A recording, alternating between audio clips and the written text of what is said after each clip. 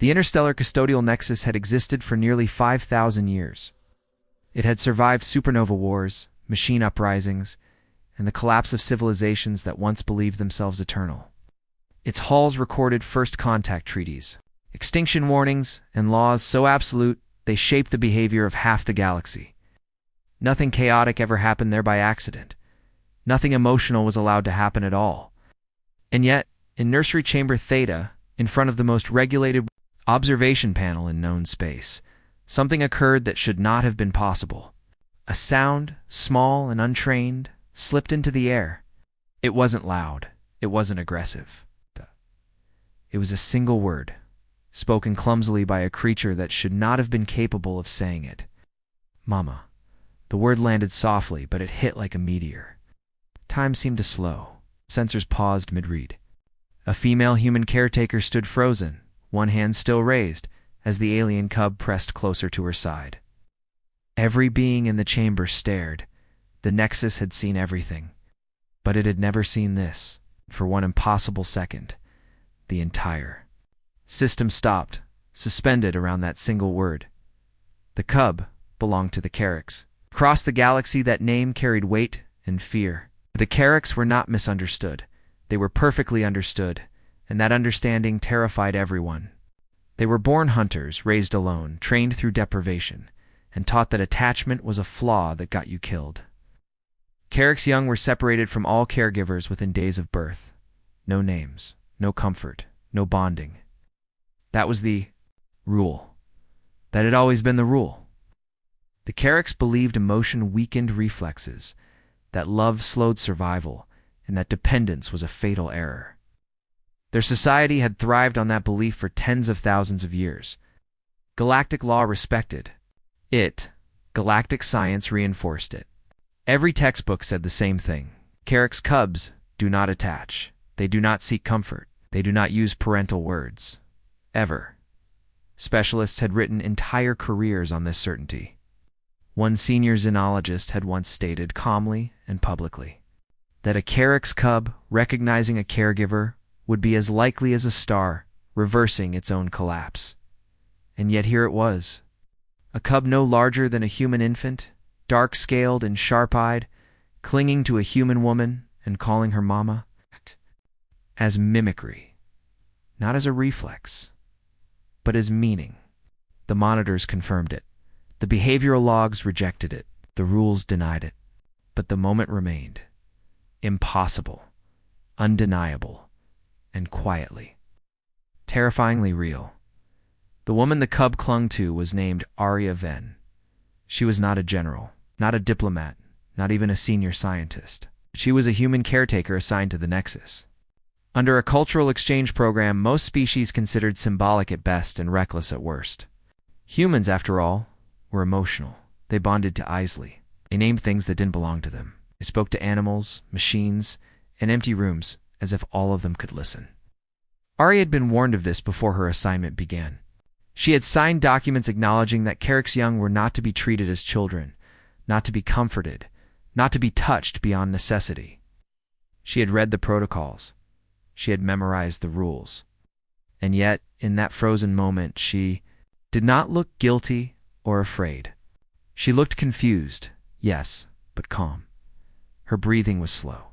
Her posture was low and open. One arm rested loosely around the cub, not restraining it, not claiming it, simply there, as if this was the most natural thing in the universe. The chamber did not stay silent for long. Voices rose in overlapping bursts, sharp and alarmed. Observers called out data errors. Analysts demanded system resets. A senior Carracks liaison hissed in disbelief, insisting the translation software must be malfunctioning. Someone else shouted that the cub was displaying unauthorized dependency behavior. The word contamination was used. So was violation. Arya heard none of it. She was looking down at the cub's eyes, large and unblinking, watching the faint tremor in its limbs slowly settle.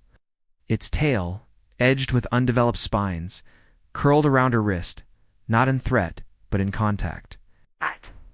A pressure-seeking gesture, the kind human infants used, kind a data said Carracks never did. Explain this, came a voice that cut through the noise with practiced authority.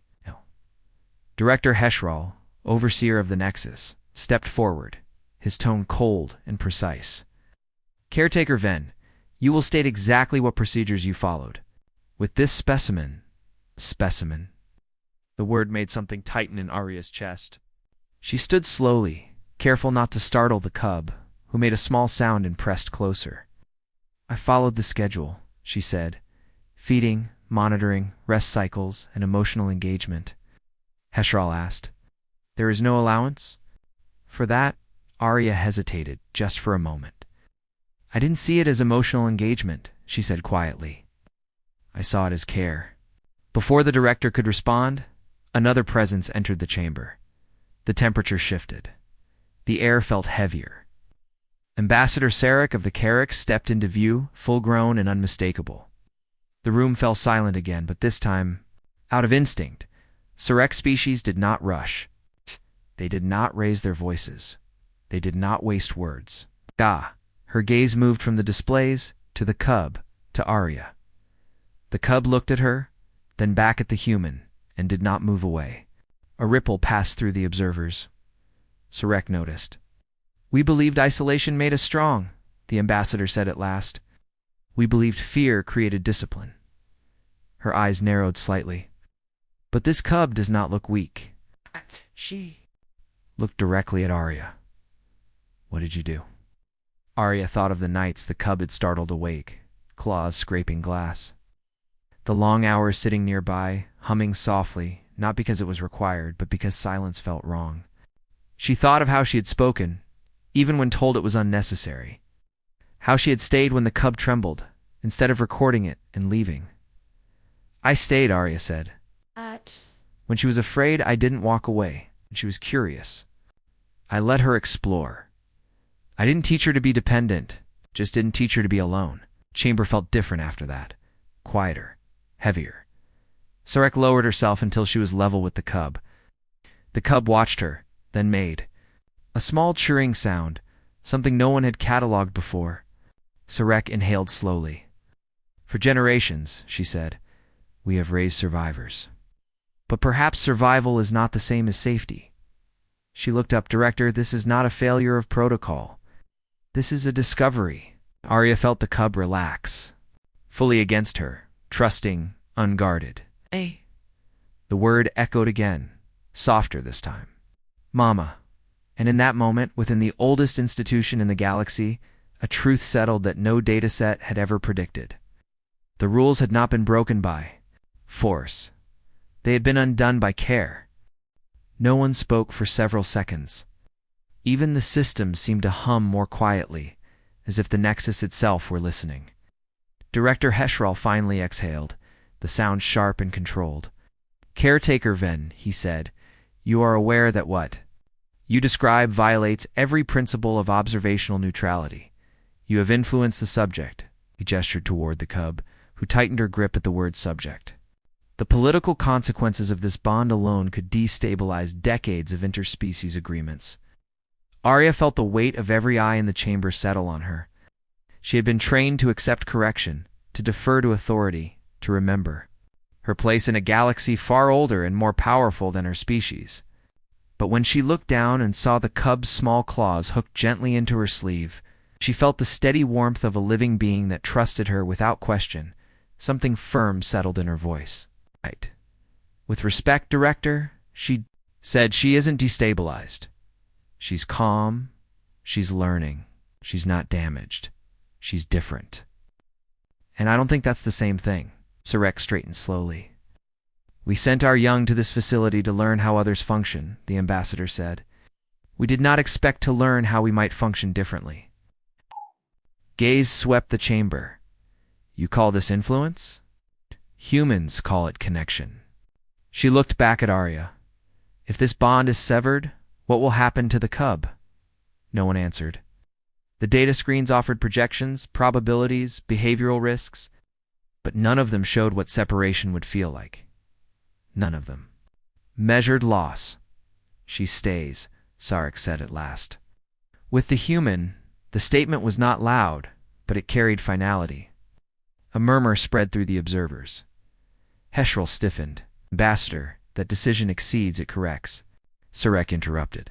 For the first time, we are observing a Carrick's cub, not shaped by fear. If strength truly defines us, then we should not be afraid of this. Arya felt her breath catch. I'll document everything, she said quickly. Open access. No secrecy. If this harms her in any way, I'll take responsibility. Sarek's gaze softened, just slightly. You already have, she said. Responsibility is what you accepted when you stayed. The director's silence stretched, then broke. Very well, he said. The cub will no longer be classified. As a specimen, the word seemed to cost him. She will be listed as a dependent under joint oversight. Arya's shoulders sagged with relief she hadn't realized she was holding. The cub made a small, pleased sound and tucked her head under Arya's chin as the chamber slowly cleared. Conversations already shifting toward reports, revisions, and theories that would append entire fields of study, Arya remained seated on the floor. The cub's breathing evened out, her body heavy with trust. Somewhere in the corridors of the Nexus, the story was already spreading. Humans. Those strange beings who survived worlds too harsh to nurture gentleness, yet carried it with them anyway. They didn't conquer predators. They didn't tame them. They simply refused to believe that strength and care could not exist together. And in the vast, careful records of the interstellar custodial nexus, a new entry was added. Not a warning. Not a failure, but a question. What if the most powerful force humanity brought to the galaxy was not its resilience, or its curiosity, or its refusal to give up? What if it was the simple, dangerous idea that no child, no matter the species, should ever have to grow up alone? The following days changed the Nexus in ways no official decree could fully explain. Observation schedules were rewritten. Security protocols were quietly adjusted. Entire departments requested access to the new data streams labeled not as an experiment, but as a relationship study. The cub, now formally named Kaya at Arya's request, was moved out of isolation housing. Her environment was altered, not to restrict her instincts, but to support them. She hunted simulated prey, learned balance and coordination, and rested when she was tired, not when a timer dictated. And through all of it, Arya was there, not directing, not controlling, just present. The changes in Kaya were impossible to ignore. Stress markers dropped. Cognitive development accelerated. Her reactions sharpened instead of dulled. She was not weaker for having comfort. She was more confident. Carrick scholars watched the feeds in growing silence as the cub explored with curiosity instead of caution. She returned to Arya freely, not because she had to, but because she wanted to. Each return challenged generations of belief. Each soft sound she made rewrote another assumption. The data no longer asked if bonding was harmful. It began asking why it had ever been forbidden. Ambassador Sarek visited often. She did not interfere, she observed, the way her people had always claimed to value observation. One visit, she watched. Kaya stumbled during a climbing drill. The cub hissed in frustration, then paused as Arya crouched nearby, speaking softly. Kaya tried again, succeeded, and instead of moving on, she turned back, eyes bright, seeking acknowledgement. Arya smiled. Sarek's claws flexed unconsciously. Later, she recorded a personal log, one never meant for public release. Believed. Solitude forged warriors, she said, but perhaps it only taught them that the universe would not catch them when they fell. The official announcement came weeks later, carefully worded. Politically neutral, the Carrick's collective acknowledged. The findings and authorized further cross-species caregiving trials. No one called it a revolution. No one needed to. Across the galaxy, caretakers, researchers, and leaders read between the lines. Something fundamental had shifted, not because of force, but because one human had treated an alien cub the way humans treated their own. On the day the report was finalized, Arya sat in the common atrium, Kaya curled against her chest, asleep and warm.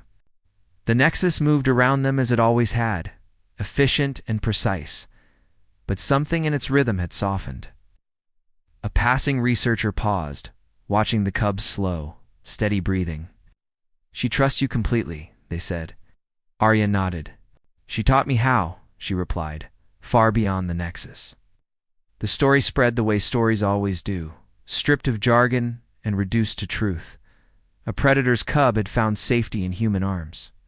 A word meant for home had crossed species and shattered certainty. And wherever humanity's reputation was debated, alongside words like persistent, adaptable, and impossible, another description quietly took hold. Humans were the species that looked at the galaxy's most dangerous children and chose to love them anyway.